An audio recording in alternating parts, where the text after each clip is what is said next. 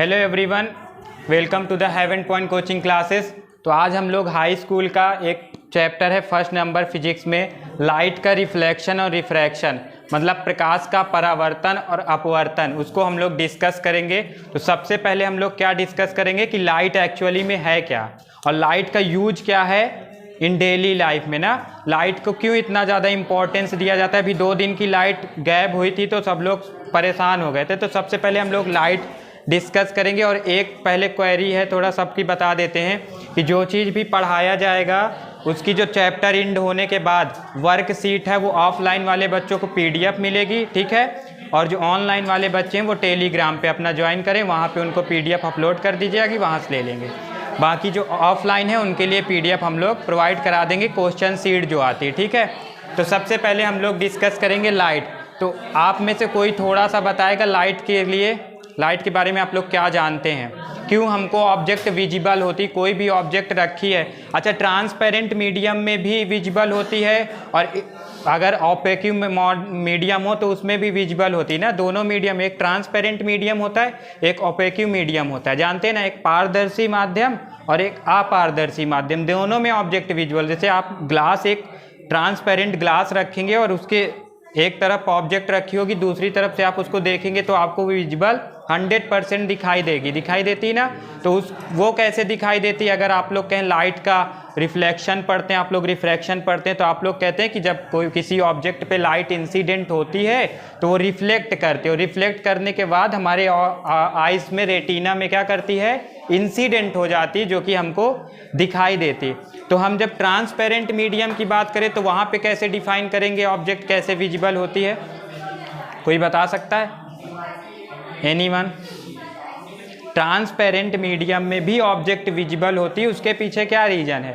उसके पीछे रीजन है कि जब हम ट्रांसपेरेंट मीडियम में लाइट इंसिडेंट कराते, मान लो ग्लास है, ठीक है, ग्लास है, ग्लास ये नॉर्मल ग्लास है और इसमें लाइट क्या होगी, इंसिडेंट होगी। ये लाइट क्या हो रही है, इंसिडेंट हो रही, तो ये ग्लास मीडियम से क्या होगी, ट्रांसमिट होगी। और ट्रांसमिट होने के बाद ऐसा थोड़ी नहीं, ये ग्लास मीडियम है, कुछ लाइट को एब्जॉर्ब करेगा, बाकी 90% 80% लाइट को क्या कर देगा, ट्रांसमिट कर देगा। तो वो जो ट्रांसमिटेड लाइट है वो उसकी वजह से ऑब्जेक्ट क्या हो जाएगा, विजिबल हो जाएगा। जैसे हम लोग रिफ्लेक्शन में क्या पढ़ते हैं, लाइट क्यों, ऑब्जेक्ट क्यों विजिबल है, ड्यू टू द रिफ्लेक्शन, मतलब लाइट का क्या हुआ, रिफ्लेक्शन हुआ। तो उसी तरह ट्रांसपेरेंट मीडियम में कैसे ऑब्जेक्ट विजिबल होती है, ट्रांसमिटेंस हो जाता है ना, कि मतलब आधी लाइट एब्जॉर्ब कर ली जाएगी और आधी लाइट इमिट कर दी जाएगी। ऑब्जेक्ट क्या करेगा, आधी लाइट को एब्जॉर्ब कर लेगा और आधी, और वो ऑब्जेक्ट पे डिपेंड करता है कि ऑब्जेक्ट कैसा है, वो मीडियम कैसा, उस पर डिपेंड करेगा कि कितने % लाइट एब्जॉर्ब होगी बाय द मीडियम और कितने % लाइट इमिट होगी। तो हम लोग ट्रांसपेरेंट में कैसे देखते हैं, by the transmission of the light, है ना, ट्रांसमिट हो जाती लाइट बाय द मीडियम। तो मीडियम से लाइट ट्रांसमिट होगी, इसलिए ऑब्जेक्ट विजिबल है। और जैसे नॉर्मल हम बोलें जो अपारदर्शी माध्यम जैसे ओपेक्यू मीडियम है तो उसमें क्यों विजिबल होती, बाय द रिफ्लेक्शन। हाँ, तो इसमें 2 कॉन्सेप्ट है। ये वाला जो ट्रांसमिटेड वाला है इसको क्या बोलेंगे, क्या बोलेंगे, रिफ्रैक्शन। और रिफ्रैक्शन की हिंदी क्या होगी, अपवर्तन। क्या होती है रिफ्रैक्शन की हिंदी, अपवर्तन। और अगर हम ओपेक्यू माध्यम में बोलें, जैसे अपारदर्शी माध्यम, उसमें हमको ऑब्जेक्ट विजिबल होती, क्यों विजिबल होती है, उसका रीजन है रिफ्लेक्शन। क्या रीजन है, रिफ्लेक्शन। तो यही दोनों कॉन्सेप्ट हमको इस चैप्टर में पढ़ना है और कैसे रिफ्लेक्शन होगा। और मिरर्स में स्फेरिकल मिरर है अपने कोर्स में जितना कुछ है, और लेंसेस है उसमें हम लोग रिफ्लेक्शन और रिफ्रैक्शन देखेंगे। अच्छा, लाइट के जैसे हम लोग एग्जाम्पल देखें रिफ्लेक्शन के तो ढेर सारे एग्जाम्पल, जैसे आप लोग को कलर्स दिखते हैं ना रेनबो के, तो कलर्स ऑफ रेनबो क्यों दिखते हैं, उसका रीजन क्या हो सकता है, लाइट का रिफ्लेक्शन और रिफ्रैक्शन। हाँ, जैसे आपको तारे चमकदार दिखाई देते हैं ना, ट्विंकलिंग ऑफ स्टार्स, कैसे चमकते हैं तारे, उसके पीछे भी रीजन है रिफ्लेक्शन ऑफ लाइट। और उसमें एक कॉन्सेप्ट है जो कि आप हायर लेवल पे या अभी हाई स्कूल में, इसमें नहीं, ICSE बोर्ड में पढ़ाया जाता है, टोटल इंटरनल रिफ्लेक्शन। तो टोटल इंटरनल रिफ्लेक्शन की वजह से हमको क्या होता है, ऑब्जेक्ट विजिबल होती है। तो हम लोग अभी तक क्या डिस्कस की कि लाइट एक्चुअली में करती क्या है ना, लाइट एक्चुअल में क्या करती है, क्या करती है, ऑब्जेक्ट को विजिबल बनाती है। और कैसे बनाती है, एनी ऑब्जेक्ट क्या करता है, ऑब्जेक्ट लाइट को रिफ्लेक्ट करता है जो कि उस पर गिरती है ना। Object reflects the light that fall on it, है ना। और जब वो रिफ्लेक्टेड लाइट हमारे आइस में आती है तो वो हमको ऑब्जेक्ट क्या होता है, इनेबल कर देता है कि वो हमको दिखने लगती, विजिबल हो जाती है। समझ गए। तो लाइट इस तरह से वर्क करती है। और उसके एग्जांपल ट्विंकलिंग ऑफ स्टार हो गया, कलर्स ऑफ रेनबो हो गया, या image formation in mirrors, image formation in spherical mirrors, image formation in lenses. हम लोग पढ़ते हैं ना इमेज फॉर्मेशन लेंस में कैसे होगा, मिरर में। और स्फेरिकल मिरर के एग्जांपल क्या है, कॉनकेव एंड कॉन्वेक्स, जो कि आगे हम लोग सारा कुछ स्टेप बाय स्टेप डिस्कस करेंगे। अभी तो हम लोग रूपरेखा तैयार कर रहे हैं चैप्टर को स्टार्ट करने का, जो हेडिंग है ना उस पर वर्क कर रहे हैं कि ये हेडिंग एक्चुअली में है क्या, इसमें हम लोग स्टडी क्या करेंगे चैप्टर के अंदर। तो हमने उसको पढ़ा, अभी लाइट क्या है, रिफ्लेक्शन और रिफ्रैक्शन, इसमें हम लोग स्टडी करेंगे।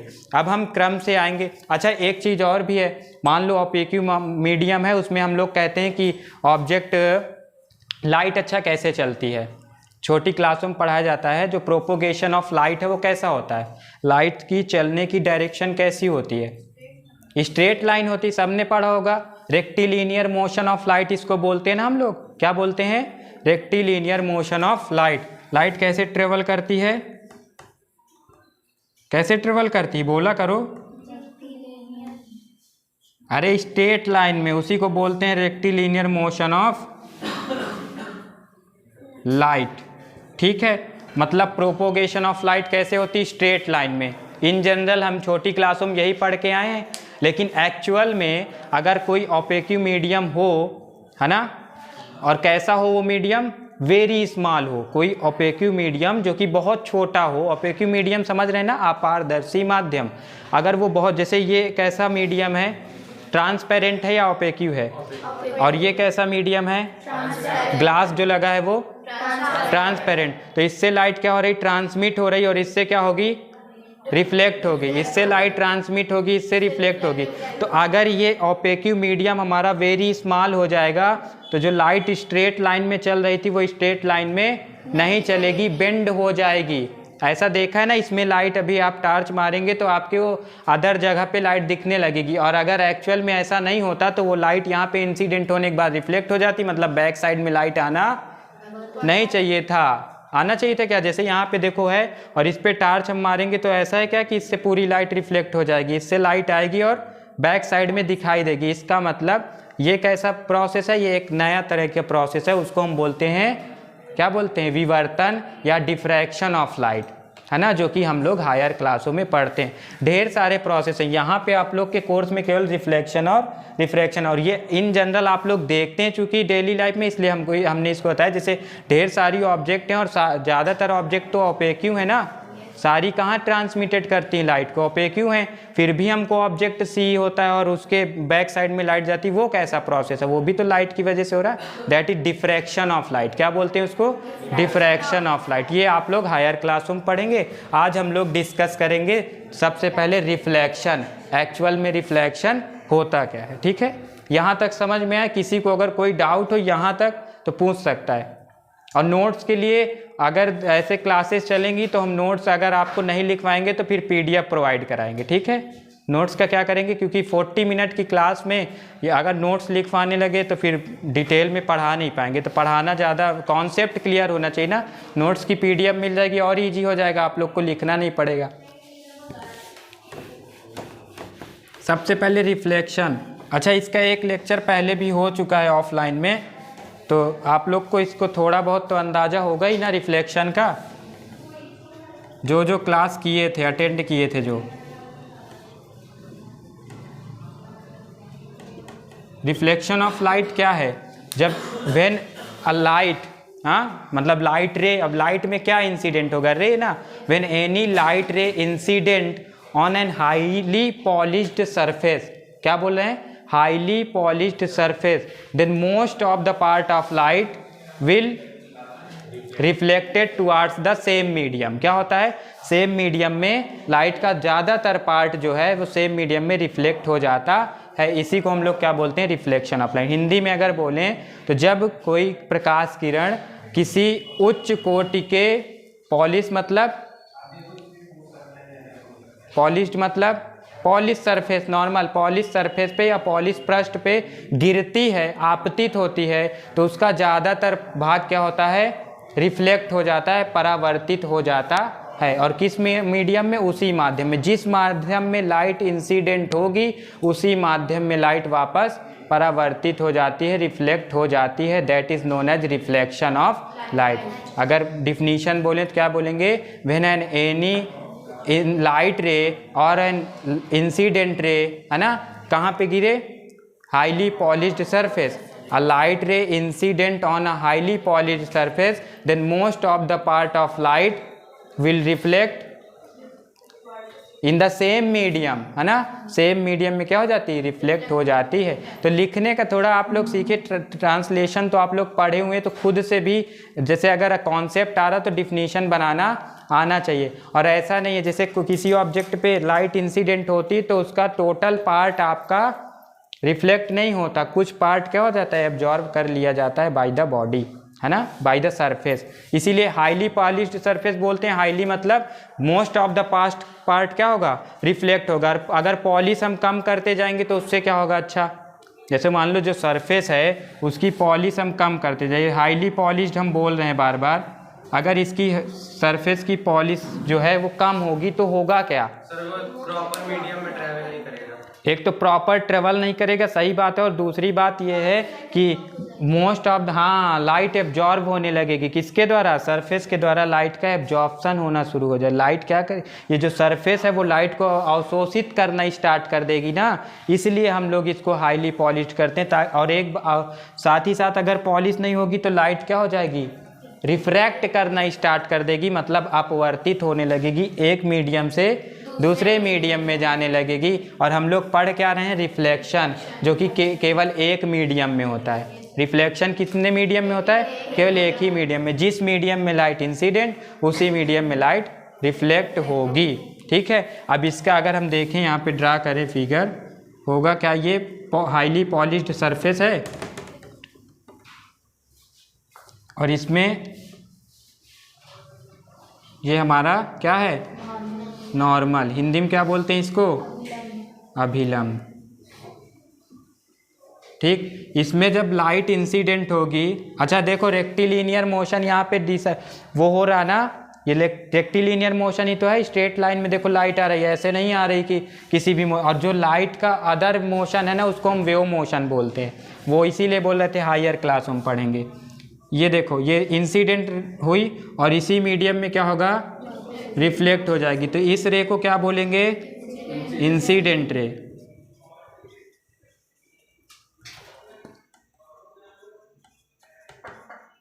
और बगल वाली को रिफ्लेक्टेड रे, और इसको नॉर्मल बोल ही दिया।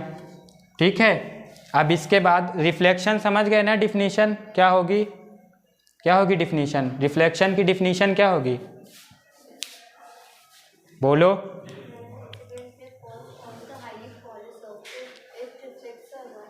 वेरी गुड, सही है, जब कोई लाइट इंसिडेंट करेगी हाईली पॉलिश्ड सरफेस पे, then most of the part of light gets reflected towards the medium, उस मीडियम में क्या हो जाएगा, रिफ्लेक्ट। देखो हम जितनी बार बता रहे हैं उतनी बार हमारी लैंग्वेज क्या हो रही, चेंज हो रही, तो ये हम अपनी तरह से लिख सकते हैं, हमको कॉन्सेप्ट आना चाहिए बस। ठीक है, अपनी लैंग्वेज में हम लोग उसको प्रॉपर वे में लिख सकते हैं, अगर हमको कॉन्सेप्ट क्लियर होगा तब, अगर कॉन्सेप्ट क्लियर नहीं होगा तो फिर गलत हो जाएगा।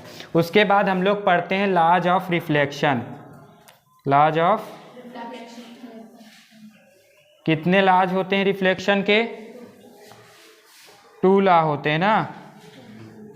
पहला लॉ क्या कहता है, the angle of incidence is always equal to the angle of reflection.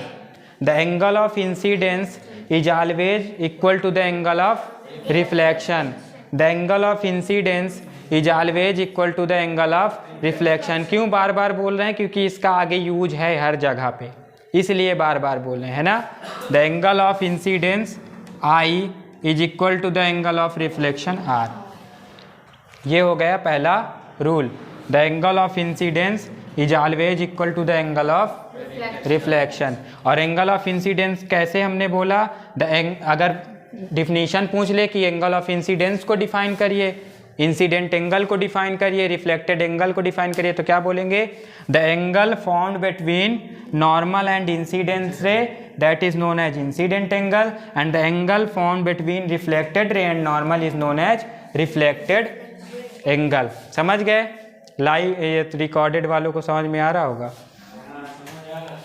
ठीक है। तो हमने क्या बोला, पहला incident angle is always equal to the reflected angle.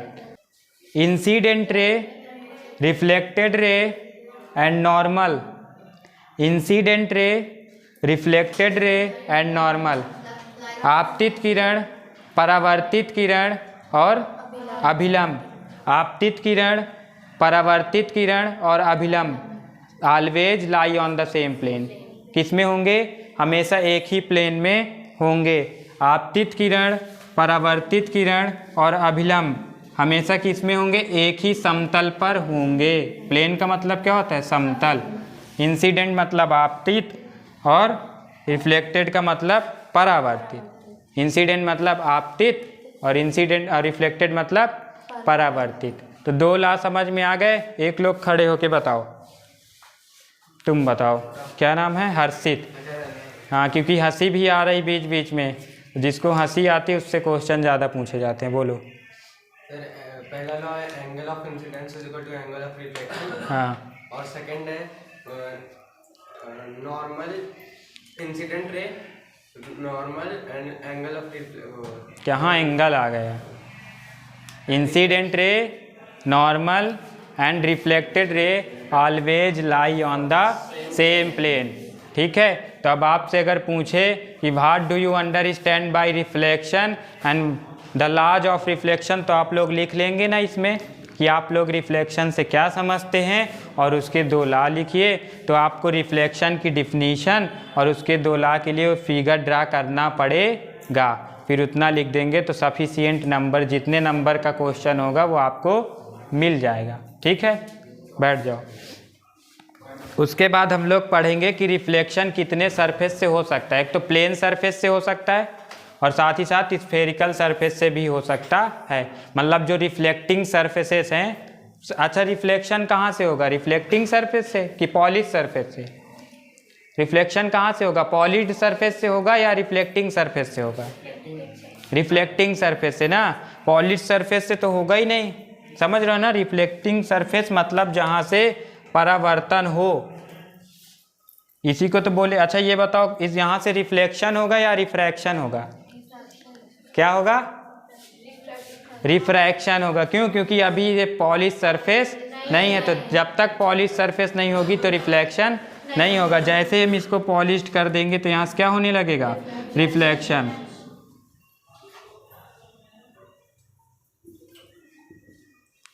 और अभी बताओ ये सही बना है? क्या गलती इसमें? हाँ, एरो नहीं है। एरो होना बहुत जरूरी, क्योंकि हमको लाइट का इंसिडेंट और रिफ्लेक्शन फिर पता कैसे चलेगा किधर से लाइट आ रही, किधर ऑब्जेक्ट रखी है और किधर पर्सन उसको विजन कर रहा है, उसको कैसे पता चलेगा? अगर हम लोग एरो बनाएंगे तो। ठीक है, ये बहुत जरूरी। नहीं, नंबर कट जाएंगे। अगर कोई पूरा नहीं करेगा तो वहाँ पे आपके नंबर कट जाएंगे, ध्यान रखना। तो आज क्या डिस्कस किया? Light, use of light in daily life, reflection process क्या होता है, और साथ में लॉज ऑफ रिफ्लेक्शन, है ना? अभी आप लोग का टाइम है।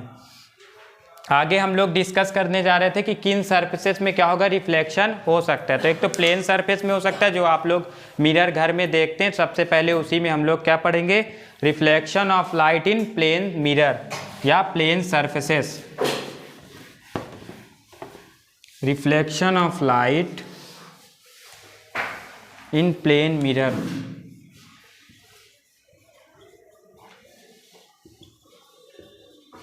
जैसा कि आप लोग घरों में देखते हैं।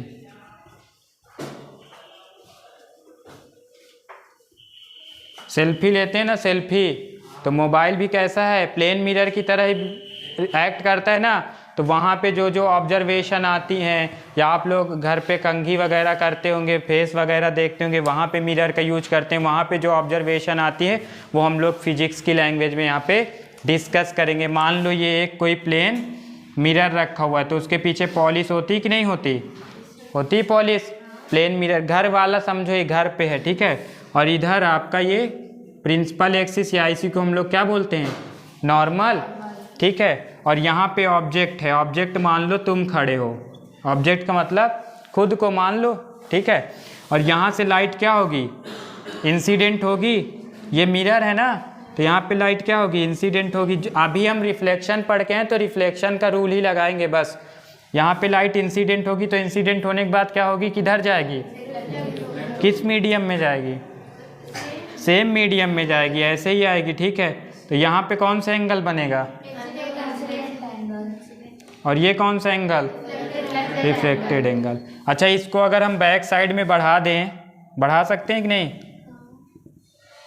देखो स्ट्रेट लाइन में हमने बैक साइड में, क्योंकि रेक्टिलिनियर मोशन भी देखना है लाइट का, तो हमने बैक साइड में इस रे को बढ़ाया, तो यहाँ पे कहीं पे इमेज का क्या हो गया? फॉर्मेशन। A' B' तुम्हारा जो इमेज दिखता है बैक साइड में वो है। अब यहाँ से क्या ऑब्जर्वेशन देखने को मिल रहे हैं, इसको देखो और ऑब्जर्वेशन देख के बताओ क्या देखने को मिल रही हैं। ये ऑब्जेक्ट है और ये क्या है? इमेज। ऑब्जेक्ट का मतलब ये वस्तु है हिंदी मीडियम, और इमेज का मतलब ये प्रतिबिंब है। क्या है? प्रतिबिंब है। मतलब यहाँ पे जो ऑब्जेक्ट रखी है उसका इमेज प्लेन मिरर के द्वारा बैक साइड में बन रहा, यही तो दिख रहा है कि कोई अगर प्लेन मिरर रख दें तो उसके द्वारा जो ऑब्जेक्ट का इमेज है कहाँ पे बन रहा? बैक साइड में। तो इसकी ऑब्जर्वेशन क्या है? एक तो सबसे पहले कि बैक साइड में बन रहा, और साथ ही साथ कैसा इमेज बन रहा? वर्चुअल, वर्चुअल एंड इमेजिनरी, कि रियल बन रहा। रियल में तो हम, एक्चुअल में तो मिरर के पीछे होते नहीं, हम होते कहाँ हैं? मिरर के आगे, और एक ही होते हैं। दिखते कितने? दो, एक हम और एक मिरर के पीछे, तो दो हो जाते। तो वो कैसा है? आभास कर रहे हैं ना हम, वैसा रियल में नहीं है। तो पहली ऑब्जर्वेशन क्या हुई? इमेज फॉर्मेशन कैसा होगा? Virtual and imaginary. बात दोनों एक ही है। समझ में आया? सेल्फी भी लेते हो तो ऐसा ही तो होता है, एक्चुअल में मोबाइल के अंदर थोड़ी ना होते, नहीं तो तुम तो ढेर सारे हो जाओ। अगर डेली सेल्फी ले रहे हो और मोबाइल के अंदर डबल होते चले जाओ तो ढेर सारे बन जाओगे ना, हो तो सिंगल। तो इसमें है क्या? ये वर्चुअल एंड इमेजिनरी इमेज का फॉर्मेशन होता है। पहली ऑब्जर्वेशन ये। दूसरी ऑब्जर्वेशन क्या है? उस दिन बताए थे, जिस एक लेक्चर हो चुका है। हाँ, इमेज जो बनेगी कैसी बनेगी? इन्वर्टेड। जैसे आप लोग क्या होते हैं, मिरर में ऐसे ऐसे हाथ रखेंगे तो ये आपका जो थंब है वो लेफ्ट वाला राइट हैंड में और राइट वाला लेफ्ट हैंड में दिखाई देने लगता है। तो उसको क्या बोलते हैं? Laterally inverted image. Laterally inverted image, ये हो गई second observation. Laterally inverted image का फॉर्मेशन मतलब उल्टा बनती है। इमेज कैसी बनती है? उसका प्रतिबिंब कैसा बनता है? उल्टा। ऐसे होगा, लेफ्ट होगा तो राइट दिखेगा, राइट होगा तो लेफ्ट। और ये लोग, आप लोग देखते भी, जब आपको फ़ोटो वोटो लगानी होती है कहीं पे तो कौन सी खींचते हैं? बैक कैमरास खींचते हैं। क्यों बैक कैमरास खींचते हैं? उसके पीछे रीज़न है कि हमारी जैसे है वैसे है, नहीं सेल्फीज लेंगे तो उल्टा दिखेगी। जो ये लेफ्ट हैंड से राइट कर रहा होगा तो उसको राइट हैंड वाला दिखेगा, और राइट हैंड से राइट कर रहा हो तो लेफ्ट हैंड वाला दिखे लगेगा ना। मतलब राइट हैंड जो होता है वो लेफ्टी दिखने लगता है, कहेंगे लेफ्टी है वो, ठीक है। और तीसरी ऑब्जर्वेशन यहाँ पे क्या है? Size of the object is always equal to the size of, size of the object is equal to the size of. Hindi वाले समझ रहे हैं ना, कोई दिक्कत तो नहीं। जहाँ पे हिंदी की नीड हो तो बोल दीजिएगा, जहाँ पे हिंदी की नीड हो तो बोल दीजिएगा, वैसे बोल देंगे। अब इसमें तो समझ में आ रहा होगा ना, वस्तु का आकार प्रतिबिंब के आकार के बराबर होता है। मतलब जितनी आकार इसमें होगी उतना ही उसका आकार उसमें दिखेगा। और साथ ही साथ एक चीज़ और है जो कि मोस्ट इम्पॉर्टेंट है, इसको भी आप लोग देखते हो। अगर मान लीजिए यहाँ पे कोई पॉइंट P है सेंटर पे मिरर पे, तो उसका पॉइंट P से B तक की, मतलब मिरर से ऑब्जेक्ट की डिस्टेंस और मिरर से इमेज की डिस्टेंस इक्वल होती है। यही रीजन, जैसे हमको आधी इमेज लेनी होगी तो हम बहुत पास से लेंगे, फुल लेनी होगी तो मिरर क्या करना रहता है, बैक करना रहता है ना। जितना दूर हम मिरर को रखते जाएंगे उतना वो इमेज भी हमसे दूर जाती रहेगी। तो हमारी डिस्टेंस मतलब distance between mirror and object is always equal to distance between image and mirror. समझ गए ना। मतलब यहाँ पे होगा क्या, B P is equal to B dash P, है ना। वहाँ पे ए डैश बी डैश माने थे ना, तो ऐसे हो जाएगी। प्लेन मिरर के लिए होगी। कितनी ऑब्जर्वेशन निकली, 4 ऑब्जर्वेशन निकल आई ना। तो ये हो गया हमारा प्लेन मिरर में reflection of light in plane mirror. और स्फेरिकल सरफेस अगर हो जाए, रिफ्लेक्टिंग सरफेस कैसी हो जाए, स्फेरिकल, जैसे आप लोग पढ़ते हैं कॉनकेव एंड कॉन्वेक्स, तो उसके लिए रिफ्लेक्शन अलग तरीके से होगा, उसमें इमेज फॉर्मेशन अलग तरीके से होगा। जैसे हम लोग पढ़ते हैं कॉनकेव में 6 कंडीशन होती हैं और कॉन्वेक्स में 2 कंडीशन होती हैं। साथ ही साथ इमेज को हमको अगर मैग्नीफाई करना है तो कौन सा लेंस सबसे ज़्यादा, अब ये इसी का यूज है जो आप लोग पढ़ेंगे आगे, कॉनकेव कॉन्वेक्स और फिर कॉनकेव कॉन्वेक्स मिरर और कॉन्वेक्स कॉन्वेक्स लेंस, उसका बहुत ज़्यादा डेली लाइफ में यूज है। आप लोग देखते हैं, बस उसके पीछे की फिजिक्स आप लोग नहीं जानते। जो ट्रक वाले रहते हैं ना, ट्रक वाले, वो बगल में शीशा वीसा लगाए रहते हैं ना, तो पीछे से आती बड़ी गाड़ी लेकिन उनको दिखती छोटी है, तो पूछे कौन सा लेंस, तो आपको आना चाहिए। या डॉक्टर लोग छोटा ऑब्जेक्ट को, जैसे दांत वात देखना होता है तो वहाँ पे यूज करते हैं ना, तो इस तरह से लेंसेज का यूज होता है। और ये जो आप लोग यूज करते हैं इनमें भी रहता है। तो फर्दर हम लोग अब नेक्स्ट क्लास में डिस्कस करेंगे। यहाँ तक हो गए, क्या क्या पढ़े, light, use of it, reflection process क्या होता है ना, फिर laws of reflection, plane mirror में reflection of light. Okay, thank you so much.